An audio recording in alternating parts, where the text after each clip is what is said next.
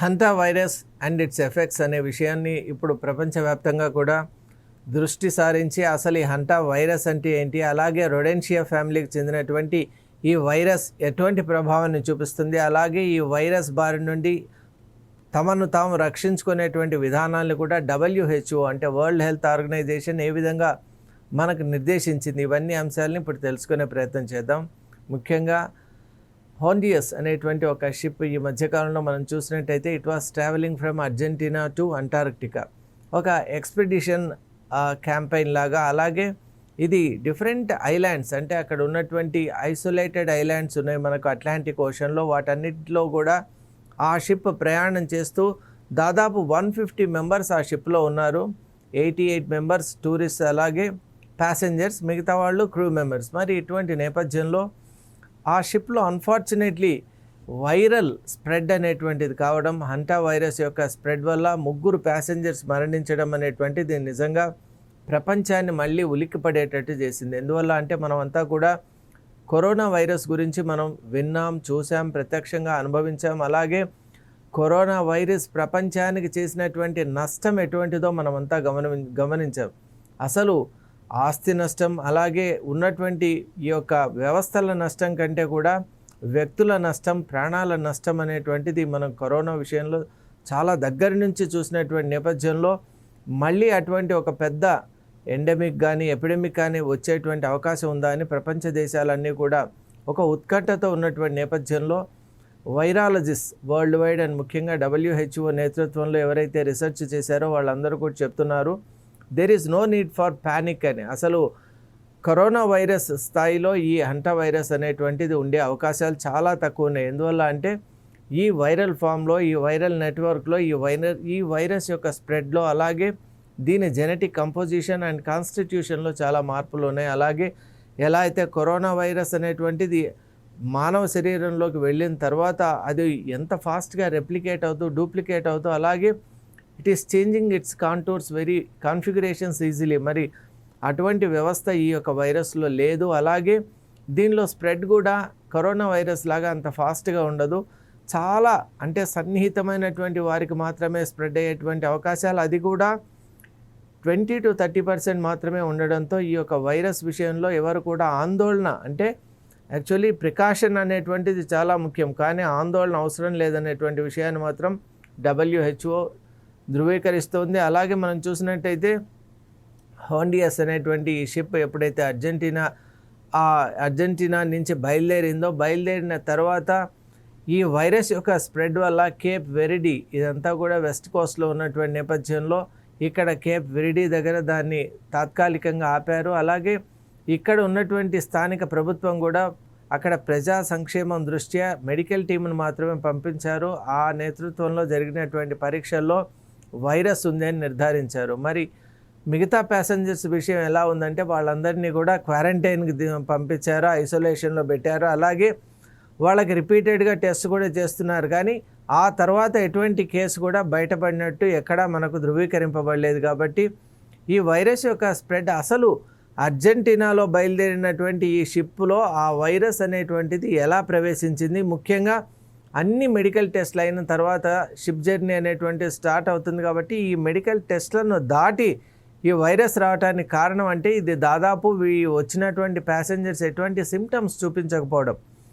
మనం బాగా చూస్తున్నాం కరోనా వైరస్ కానీ ఏ వైరస్ కూడా ఒక ఇన్క్యుబేషన్ పీరియడ్ అనేది ఉంటుందండి. ఇన్క్యుబేషన్ పీరియడ్ అంటే అది మన శరీరంలోకి వచ్చిన తరువాత దాని సిమ్టమ్స్ను అది బహిర్గతం చేయడం, అంటే రిఫ్లెక్ట్ చేయటం, దాని యొక్క సిమ్టమ్స్ను ప్రదర్శించడం, ఆ మధ్య గ్యాప్ను ఇన్క్యుబేషన్ టైం అని అంటాం. మరి వైరాలజిస్ట్ ఏమంటున్నారంటే ఈ హంటా వైరస్కు 8 weeks is the standard time for incubation అంటున్నారు. కాబట్టి 8 weeks అంటే దాదాపు మనకు అంతవరకు కూడా ఆల్మోస్ట్ నియర్లీ 1.5 months. కాబట్టి మనకు ఎవరికి కూడా ఆ వైరస్ ప్రవేశించిన తర్వాత కూడా సిమ్టమ్స్ వచ్చే వరకు ఎటువంటి అనుమానాలు ఉండవు. ఇంకొకటి, వైరస్ వచ్చిన తర్వాత కూడా సిమ్టమ్స్ అన్నీ కూడా ఫ్లూ ఫీవర్కి ఎలా ఉంటాయో అలా ఉంటాయి. మరి హోండియా షిప్లో కూడా అదే అనుకున్నారు. ఎందువల్ల అంటే షిప్ జర్నీ అనేటువంటిది ట్రావెల్ సిక్నెస్, ముఖ్యంగా మనం చూసినట్టయితే సీ సిక్నెస్ అనేటువంటిది ఉంటుంది కాబట్టి అది సీ సిక్నెస్గా భావించారు. అలాగే సీ ఫ్లూ అనేటువంటిది కూడా ఉంది కాబట్టి మామూలుగా అటువంటి ఫ్లూ అని వాళ్ళు దానికి మెడికేషన్ ఇస్తూ ఉన్నటువంటి నేపథ్యంలో అది క్రమక్రమంగా రెస్పిరేటరీ సిస్టమ్ని అటాక్ చేయడం, ఆ తర్వాత అబ్డమిన్ అటాక్ చేయడం, అలాగే డిఫరెంట్ ఆర్గాన్స్ని క్రిపుల్ చేయడం, ఇవన్నీ గమనించినటువంటి అక్కడ రెసిడెంట్ మెడికల్ డాక్టర్ వెంటనే ఒక ప్యానిక్ అలార్మ్ను సృష్టించారు. ఎందువల్ల అంటే ఇది క్లియర్గా మనం అనుకుంటున్నట్టు it is not the common virus, ఇది ఒక specialised form of Andes virus. కాబట్టి ఇది కూడా మనం అనుకున్నట్టే ఈ హంటా విరిడి ఫ్యామిలీకి సంబంధించినటువంటి రొడెన్షియా ఫ్యామిలీకి సంబంధించినటువంటిది. కాబట్టి దీని వ్యాప్తి ఇప్పుడు షిప్లో ఉందని వారు గుర్తించారు, అలర్ట్ చేశారు కూడా. దానివల్లే ఇప్పుడు మిగతా ప్యాసింజర్స్ అందరూ కూడా సురక్షితంగా ఉన్నారు. ముఖ్యంగా చనిపోయిన వారి యొక్క ట్రేసెస్లో కనుక మనం చూసినట్టయితే వైరస్ యొక్క వ్యాప్తి అనేది చాలా స్పష్టంగా కనిపించినటువంటి నేపథ్యంలో హంటా వైరస్ అనేటువంటి నిజంగా డెడ్లీ వైరసే, కానీ దాంట్లో కొన్ని రెస్ట్రిక్షన్స్ ఉన్నాయంటే అది the moment, the pace and the way it attacks the host అనేటువంటి విధానంలో దీనికి కరోనా వైరస్కు చాలా తేడా ఉందండి. కరోనా వైరస్ మనం చూసాం దాదాపు అంటే ఒక గ్రూప్లో ఒక వ్యక్తికి కనుకుంటే దాదాపు అందరికీ కూడా వచ్చినటువంటి నేపథ్యం ఉందంటే spread was like anything, it was lightening spread. కాబట్టి కరోనా వైరస్ వచ్చిన వ్యక్తి ఒక మ్యారేజ్ కానీ, ఒక ఫంక్షన్ కానీ, ఒక గెట్ టుగెదర్ కానీ వెళ్ళాడు అనుకుంటే ఆల్మోస్ట్ అక్కడ ఉన్న అందరూ కూడా అప్పుడు పాజిటివ్గా మనకు గుర్తింపు వచ్చింది. వాళ్ళందరిలో కూడా ఆ పాజిటివిటీ చూసామంటే డెఫినెట్లీ స్ప్రెడ్ వాస్ దేర్.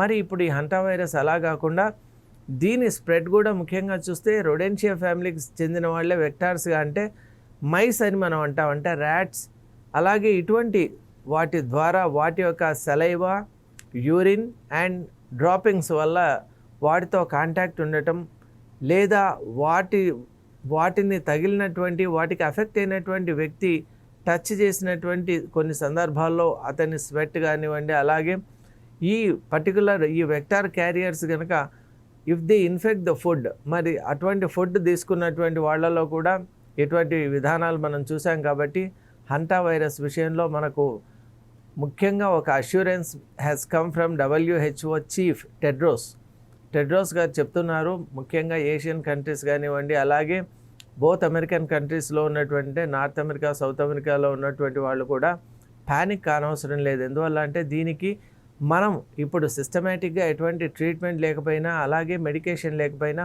మనము ఇది ఇచ్చేటువంటి వైరస్ మనకు కలిగించేటువంటి శరీరంలో ఎవరైనా కనుక కొన్ని మార్పులు చూశారనుకుంటే వెంటనే దాన్ని తక్కువ అంచనా వేయకుండా ఇది కొంచెం భిన్నంగా ఉన్నట్లయితే, వెంటనే సివియారిటీ పెరిగినట్లయితే దానికి తగిన టెస్టులు చేయించుకోవడం, నిర్ధారణ అంటే డయాగ్నోసిస్ అనేటువంటిది ఎప్పుడైతే అవుతుందో వెంటనే మనం దీనికి సంబంధించినటువంటి లక్షణాలను అరికట్టే ట్రీట్మెంట్ మనం స్టార్ట్ చేసుకోవచ్చు. తద్వారా ప్రాణాపాయ పరిస్థితి నుంచి కూడా మనం బయటపడవచ్చు అని టెడ్రోస్ గారు చెప్తున్నారు. అలాగే డాక్టర్ హెన్రీ కూడా, అంటే he's the regional director for WHO మొత్తం యూరప్కు. మరి వారు కూడా ఏమంటున్నారంటే ఈ వైరాలజిస్ట్ దీన్ని అరెస్ట్ చేసేటువంటి విధానాలను కూడా కనుక్కునే ప్రయత్నం చేస్తున్నారు. కాబట్టి ఈ వైరస్ స్ప్రెడ్ కూడా బాగా స్లో పేస్లో ఉన్నందువల్ల దీని విషయంలో ప్రపంచం ఎక్కువ కరోనా విషయంలో భయపడినంతగా మనం భయపడిన అవసరం లేదు. కానీ ప్రతి ఒక్కరు కూడా క్వారంటైన్ గౌరవించాలి, ఐసోలేషన్ గౌరవించాలి, అలాగే they must follow basic hygiene, that is very important. ఈ మధ్యకాలంలో కరోనా సమయంలో ప్రజలందరూ కూడా ఏ వస్తువు ముట్టుకోవాలన్నా ఎంతో జాగ్రత్తగా ఉండేవారు. కానీ ఈ మధ్యకాలంలో మనం చూసాం కంప్లీట్గా మారిపోయాం. మళ్ళీ యథాతథంగా ఇంతకుముందు ఎలా ఉన్నామో అలా ఉన్నాం. మరి అటువంటి పరిస్థితి కరెక్ట్ కాదు. ఎందువల్ల అంటే మారుతున్నటువంటి కాలాల్లో వైరస్ అనేటువంటి స్ప్రెడ్ అవుతోంది. కాబట్టి ఖచ్చితంగా మనం అందరూ కూడా కరోనా లాంటి ఒక ఎపిడమిక్ మనకు నేర్పించింది ఏమంటే ప్రపంచంలో మార్పులు జరుగుతున్నాయి. వైరస్ అనేటువంటిది అనేక రకాల్లో ఉత్పన్నమయ్యేటువంటి అవకాశం ఉంది. కాబట్టి మనం బేసిక్ హైజీన్, మెడికల్ ఫిట్నెస్, అలాగే మనకు కావాల్సిన ఏ చిన్న మార్పు వచ్చినా కూడా అలక్ష్యం చేయకుండా దాన్ని పరిరక్షించుకొని దాన్ని పరిశీలన చేసుకొని తగిన వైద్య విధానంలోకి మనం ఉండేటట్టు, వైద్య విధానానికి మనం బాడీని సబ్జెక్ట్ చేసేటట్టు, అలాగే ఎవరైతే మనకు హెల్త్ ఎక్స్పర్ట్స్ ఏదైతే విధానాలు చెప్తున్నారో వాటిని పాటించేటట్టు కనుక మనం ఉంటే we can be free from Hanta virus అని చెప్తున్నారు. So let us not panic, but let us take all the precaution. Thank you.